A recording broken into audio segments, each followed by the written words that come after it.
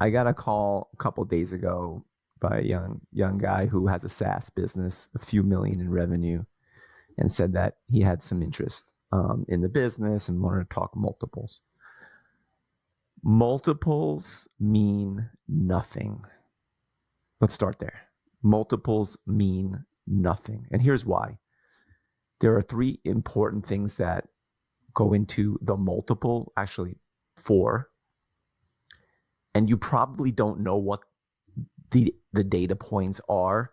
So there's no way of analyzing the multiple unless this is like a public company, and that's why those businesses trade on a PE or an EBITDA multiple. The four factors: growth rate, margin, size, and sector. Size is really important. I think it's useful for a lot of people who listen to this pod because there are a lot of people running really good small businesses and they want to know what their business is worth. And like if you are a $3 to $5 million ARR SaaS business, multiples don't mean anything. It's like all about supply and demand. You're just too small. The growth rate factor is just too much. So when I was a banker doing deals for a decade and a half, and people would like compare their multiple to Facebook's multiple or Google's multiple, it's like these deals are 100% about supply and demand.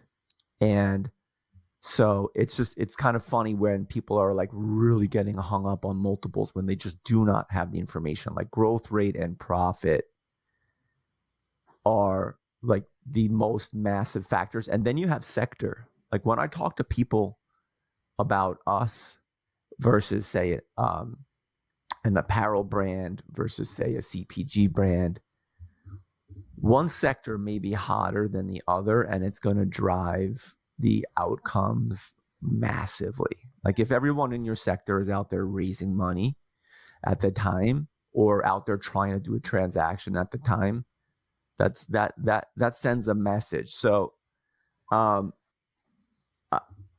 be realistic and realize that like when you're a small business, this is all about supply and demand. And when you see an eye-popping multiple, like what was that Australian skincare Zimmerman. brand Oh. that just sold, The right? sunscreen? Yeah, the sunscreen. And it's like notionally a 14 times EBITDA multiple. And people are reaching out to me like, oh, then that multiple seems pretty high. And I'm like, that multiple seems pretty reasonable if that company is growing. So it's like, oh, well, there's $1.1 billion deal at 80 some million in EBITDA. It's like, we just don't know how fast that company is growing unless Sean has uncovered that sometime in his part-time equity analyst position. But I don't know. I just having this conversation with this guy who's a really smart guy. He's got a really cool little business. So, yo, I've got a couple of strategics that are interested. I'm like, have you shown them your numbers yet? No. Okay. So they don't even have your numbers. So that's an aside, by the way. Nothing is real until people have your numbers and they actually put a price on the table. Until then, it's like, please realize that nothing you're hearing means anything.